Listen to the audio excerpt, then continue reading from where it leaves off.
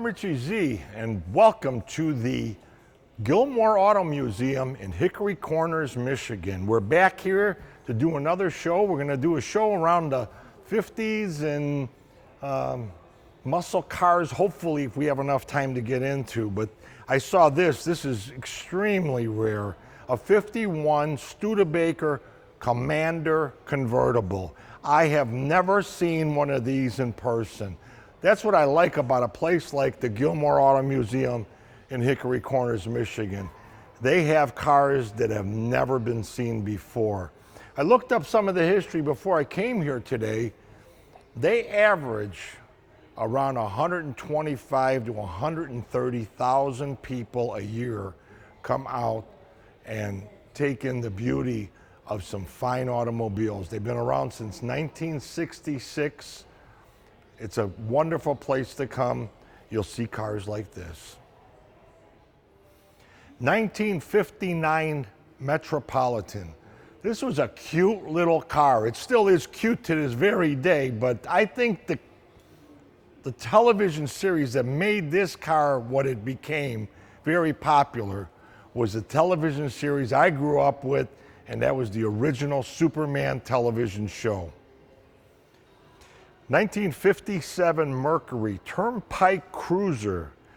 This was, in the 50s, they started building cars that were massive. And this even has the Continental kit on the back. You know, if you think about it, they extended the bumper out about another foot. Some of the cars actually extended the Continental kit more than 12 inches. Which when you were backing up was kind of dangerous, I believe. But that was a look at the 50s. That was really an extraordinary look. This Turnpike Cruiser was the epitome of large automobiles. And I love the color combination. You don't see this again. I've never seen the pink and the black. It's usually white and black or turquoise and white or something on that order. This is very elegant. That gold Mercury on the side just makes the vehicle. 1954 Kaiser Darren. This car was very unique. I've done some research, and I think it was the only car that had a pocket door where the door actually slides into the front fender and you just pull it to close it also. You know, recently we've done a number of car museums. You don't ever run into one of these, but they've got it here at the Gilmore Auto Museum in Hickory Corners, Michigan. It's really a unique car. The Kaiser Darren Corporation was a very cool car. They had innovations like this, but they also made some excellent luxury cars back in the 50s. We're going to do the cars from the movie, the hit movie American Graffiti. This one is the 1932 Ford Deuce Coupe that John Milder was driving in the movie. 1958 Chevrolet Impala, one of my favorite cars, but this is the actual car that was used in the movie American Graffiti that Ron Howard was driving. Final car from the American Graffiti movie is the 1956 Ford Thunderbird with the mystery blonde inside that was antagonizing Ronnie Howard in the movie, and that was Suzanne Summers. We're at the Gilmore Auto Museum. I'm here with Josh Russell, the marketing and director of development and everything else. Yeah, a little bit of everything. But you really know your stuff, and you've come from the racing era to this job. So yeah, racing and hot rods. So this is right in my wheelhouse. Take this one away. Thank you. This is a really special car. This is called the Woody Lee T. It's a 1924 Ford Model T. Built into the hot rod that you see here. But this particular car was raced at the Dry Lakes out in California. It was raced at Bonneville at the speed trials in the early 1950s. And today, it's actually owned and has been raced recently at the Race of Gentlemen in New Jersey on the Jersey Shore on the beach by its current owner, Ray Evernham, who's a championship winning crew chief in NASCAR for Jeff Gordon. But he owns this car and several other hot rods that we have here on display. You know, one of these days I got to come back here because you have so much stuff to cover. And, you know, today we were just able to go through this and the muscle cars, you know, but you're going to have us back, right? Yeah, please. To come back and do the Franklins and exactly. The Cadillacs, and what else do we got here? Yeah, we have 7 different dealerships. Tell us a little bit about that because, I mean, I want to let the people know what you have. Yeah, no, the Gilmore Museum is a campus with more than 400 cars and motorcycles on display, 7 museums kind of in one out here. So it includes a 1928 Ford dealership that holds the Ford Model A Museum, a 1948 Cadillac dealership reproduction that has Cadillac and LaSalle collection. We've got a Pierce Arrow Museum here on the campus. We've got the Classic Car Club of America Museum that has Rolls Royces and Delahaye's and all kinds. There's so much that we haven't even touched on yet for you to see here at the Gilmore Car Museum. Next time I come back, you got to put me up in a hotel, and maybe we could spend a couple of days here, Tim and myself. Absolutely. This has been really great, but let's keep moving with some of these muscle cars. Sounds good. 1970 Ford Torino 429 Cobra Jet, extremely rare. Folks, I grew up in this era of muscle cars, and man, it's just amazing to see cars like this. 1970 AMX, this was a very rare car. I mean, they made so few of these. I had one of these when I had Auto Magic, the body shop back in the 80s. I fixed it up, painted it. I couldn't give the car away. If I had the car today, these things are bringing, if they're sharp, if they're clean, if they're not, you know, if they're restored, bring in excess of, or close to 100,000, even more, depending on who's there bidding on the car. You know, this is one of my favorites, 1967 Pontiac GTO. It's kind of sad that Pontiac is not in the General Motors line anymore. They made a hell of a car, and let's face facts, John DeLorean was a huge part. In fact, he was the one that was the mastermind behind the GTO. They actually had a GTO judge back in 1970. He got the idea from a television series called Laugh-In. Flip Wilson used to run across the stage in a robe, a judge's robe, and he used to say, "Here comes the judge." Tour Chicago with Richie Z. Personal and private tours, 2 people, 4 people, or 6 people. A tour of Chicago you'll never forget.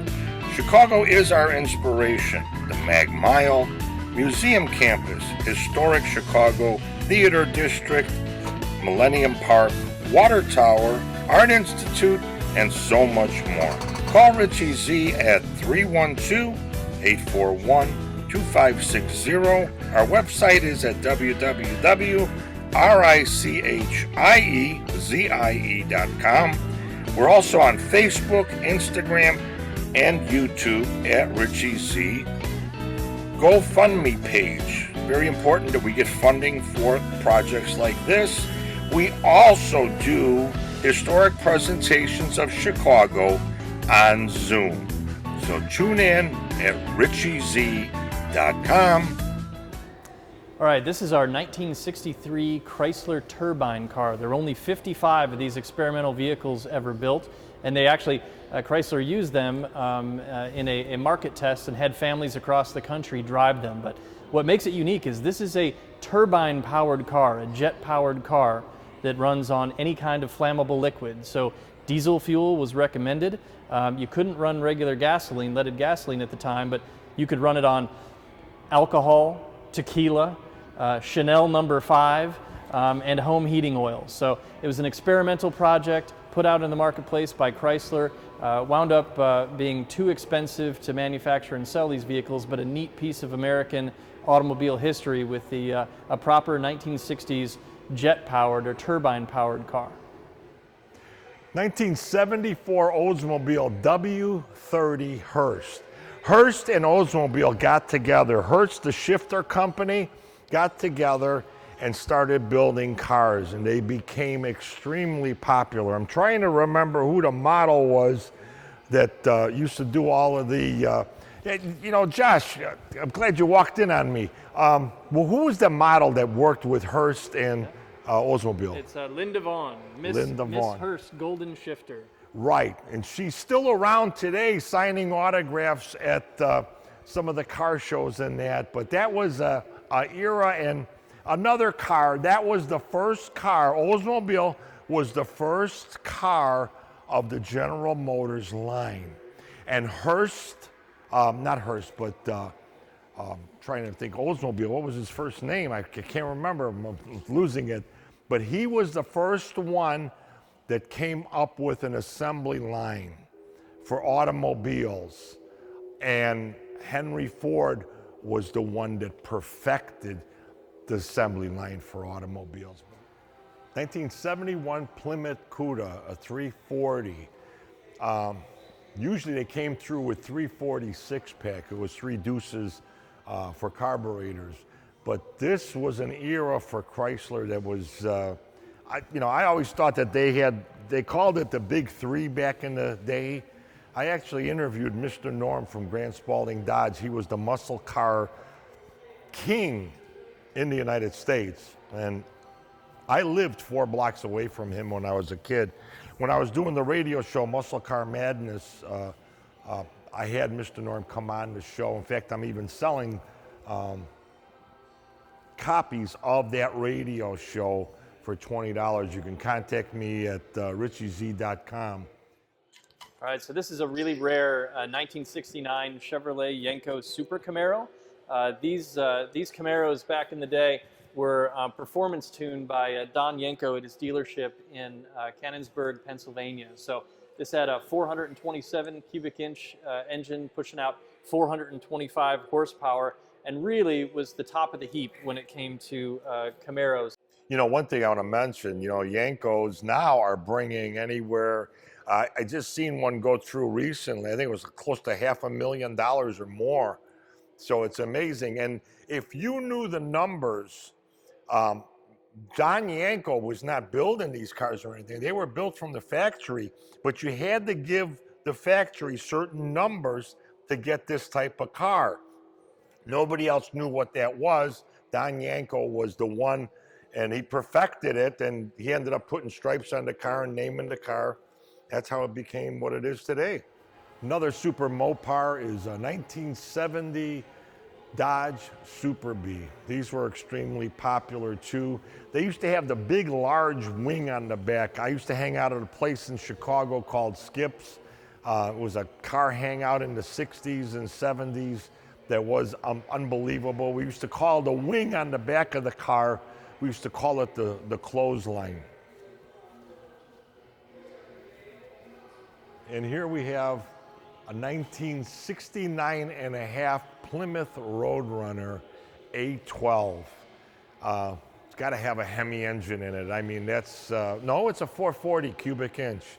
But these were extremely popular. You know, GM had extremely fast cars. Ford was always involved in high performance also. But when Chrysler, you know, Mopar, Dodge, they came out with these vehicles. They were extremely popular. They called it, he was born to perform, this car. It was a 1968 Mr. Norm's Grant Spalding Dodge Dart GSS 440.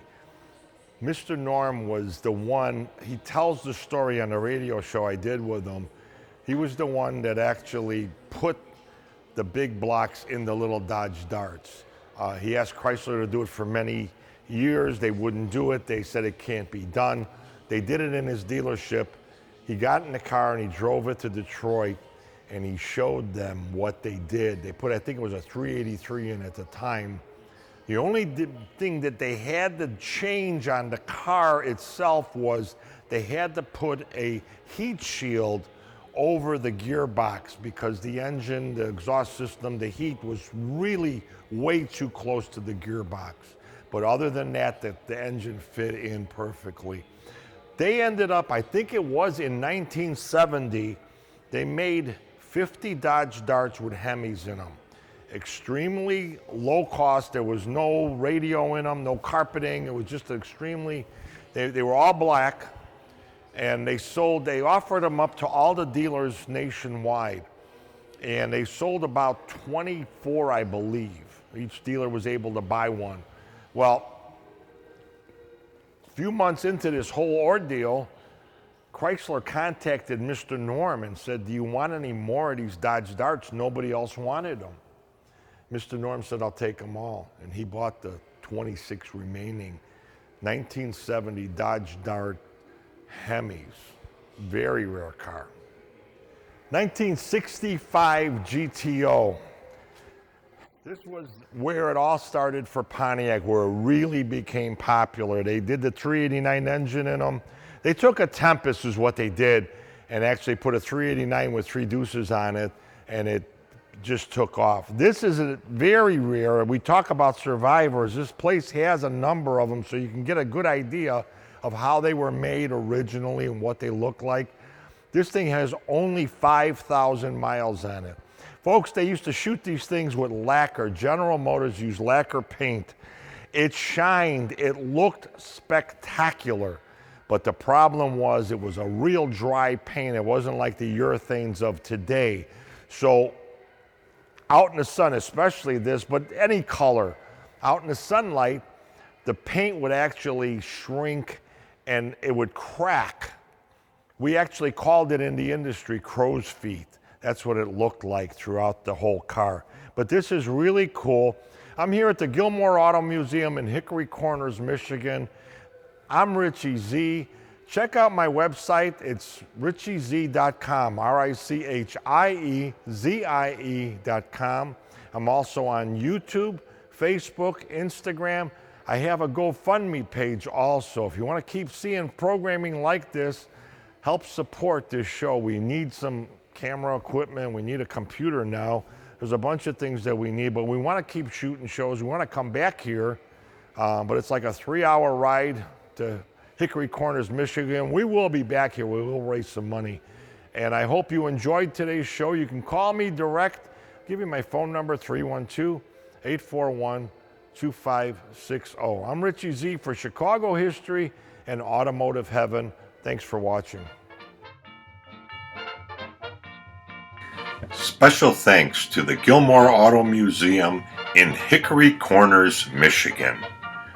Thanks to Executive Director Josh Russell, Executive Producer and Host Richie Z, Cameraman Timothy Alway, Post-Production and Editing Zoe Leard.